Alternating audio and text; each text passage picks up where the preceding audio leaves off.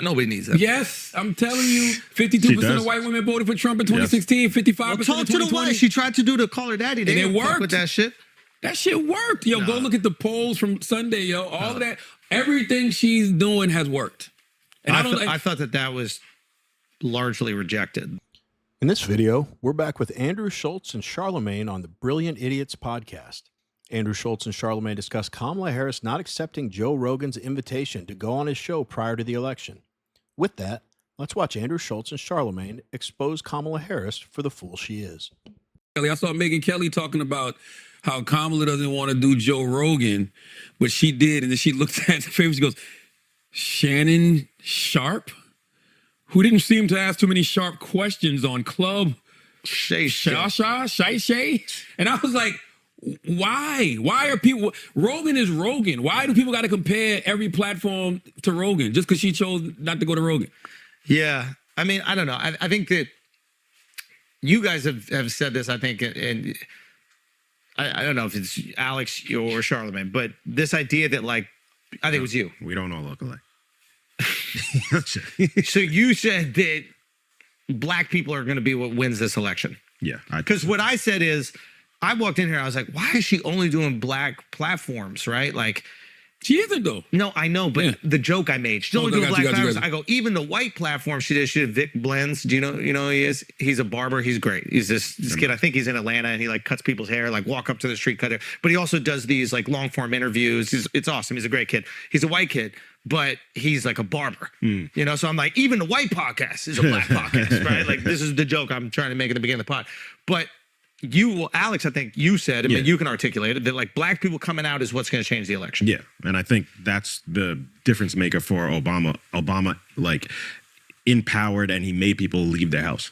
And that's the difference. Hillary... Obama did Vic's pod, by the way. I just want to let you know. It was Obama that did Vic's pod, not Kamala. Yes. Yeah. And so I don't think... people, though. Like, Obama... No, I know people, but a large portion of black people specifically. He had everybody. He had all black people. But you can't compare Obama to nobody else, because that campaign, that 2008 campaign is a once-in-a-lifetime I think it's more like, bro. why do decisions seem like she's being very strategic and trying to get the black and potentially black male vote out? I think she's probably shored up the black female vote, but like she...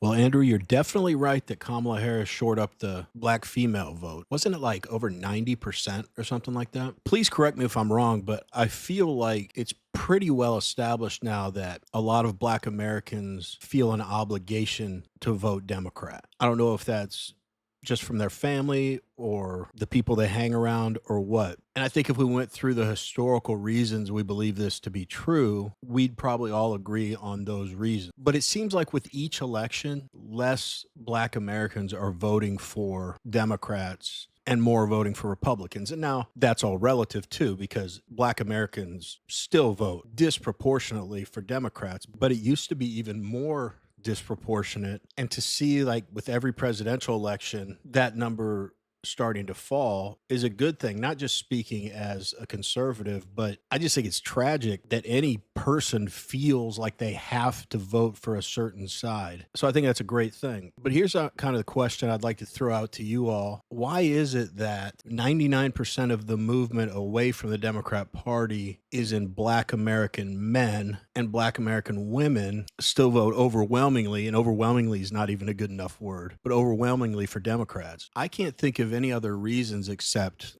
a temperament difference between the sexes, maybe. And I genuinely don't know the answer to this. I'm articulating this for the first time that I've had this question for a while. Are men more likely to go against the grain, buck the system, or go off on their own path? Just from a psychological perspective, I'm not saying all men, I'm not saying all women. Overall, are men more likely to break from the norms and women are more likely to continue doing what's dictated to them? I don't know the answer, because it's a very big disparity between the number of black American men that voted for Donald Trump in the last election and black American women. It's something I've thought about a lot, and I don't really know the answer. What are you guys' thoughts on that?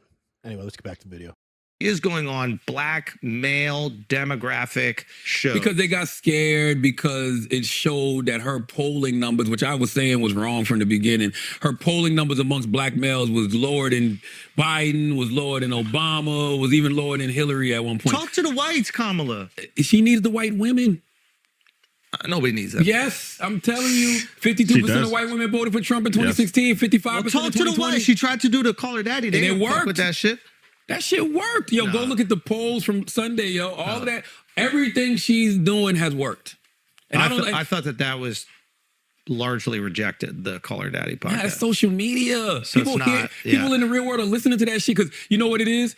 And I say this all the time, a lot of people really don't know what's going on. I'm getting exhausted by the experts. Like, I don't think that we could put the name. Polls. Yeah, like polls. one guy's on Twitter, he's going, "Hey, I just showed the polls and it looks like Trump is down 5% in every swing state." Another guy's on Twitter like, "Trump is up 5% in every swing state." It's like, what makes anybody an expert? What information they base Yeah, I don't this even thing know who on? they polling, to be honest with you. They just call people randomly. Who I've the never fuck is gotten picking polled. up your phone for a random number and then you're gonna answer all these questions about You who you ever vote? got polled? Yeah. What? You ever got polled? I've gotten called and I hung up on them. You're gay. You ever gotten polled? I've I never was gotten going to do polled. that one. I was going to do that. Bro, it's so funny that you, because when you said, I was going to say, of course you got nail polish. I've never gotten polled, ever. You don't know. You might not pick up the phone. That's I it. don't pick up the phone. No, maybe. That's the thing. I know that Kamala keeps texting me. Yeah. Really? Yeah, she's Kamala, texting me too. Tim, nonstop asking for money, broke ass. Yo, get some money yourself, yo. Why are you texting me for money? Shouldn't that be illegal? How did you get my number even? That means you're a registered Democrat. Gang, gang. Yeah. I am a registered Democrat. Yeah, that's why you. Yeah. I That's the will only say- reason why they got your number. Oh, Do you wow. think she should have done Rogan? Rogan was on, by the way, y'all, if you go back, listen to Brandon, I've been saying, Rogan and Fox News, I've been saying she should have did. I think If you like watching videos like this one, like and subscribe. We'd really appreciate it. Let's get back to the video. she should have done Rogan, but I say that selfishly because, I want her to speak to all of America. And I think in order to do that, you should speak to black publications, you should speak to white publications, and you should speak to Hispanic as well. Can I say something about Yeah. Rogan, please? And I'd like to say this about Breakfast Club as well. That's the other thing when you talk about polls. All of our audience, it's so much intersectionality. When people Yes. say, do you know who the #1 podcast for black listeners is? Rogan. Fucking Joe Rogan. But that's also you a know who numbers number thing. 2 is? Who? Breakfast Club. But that's also a numbers thing. Like when you just have so many. Yes. Yeah. So it's like, But still, the majority of his listeners are more white than black. the majority of America is white. But that's what I'm saying. But the majority of your audience is more black than white. So it can be more concentrated. Right. It's like it was 7. It's always historically been 70-30 with us.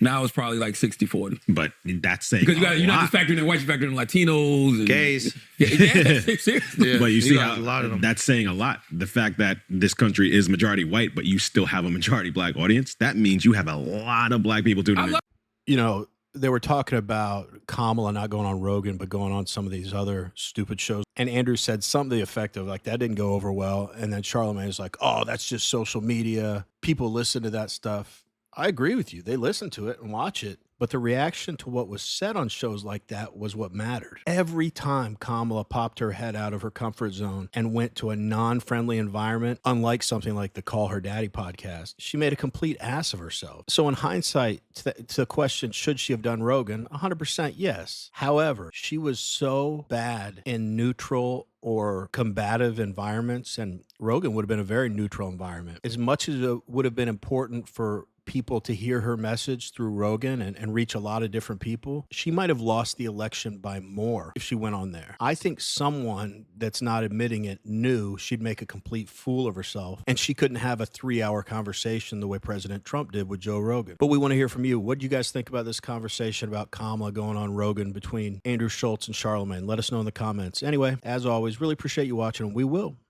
see you on the next one.